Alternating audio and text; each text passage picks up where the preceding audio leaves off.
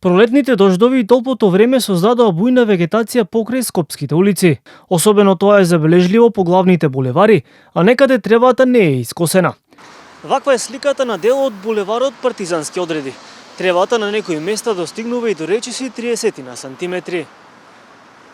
Освен на Партизанска, неискосена трева има и во делови на аеродром и автокоманда.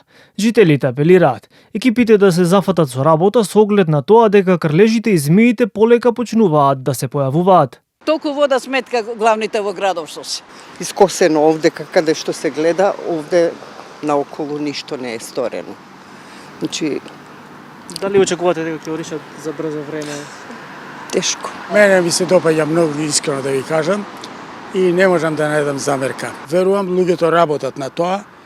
Сега веќе и низ населбава почна да шишат.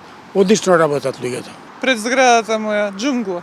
Деца има, си играат, треба да биде чисто, треба да биде средено, тоа е сега легло тамо. У принцип доаѓаат са бајле најрано да ве разбудат и ги снимува. Од паркови и зеленило, кои се надлежни за косење на тревата низ главниот град, се правдаат дека дождот и ветрот ги попречил во активностите. Променливите временски услови, обилните дождови и силните ветрови во последниот период го отежнаа редовното косење, но со стабилизирање на времето, активностите на нашите екипи се интензивираа на терен. Во изминатиот период вршевме тестирање на растенијата за заштита од разни видови на инсекти, вошки и штетници. Велат од предпријатието.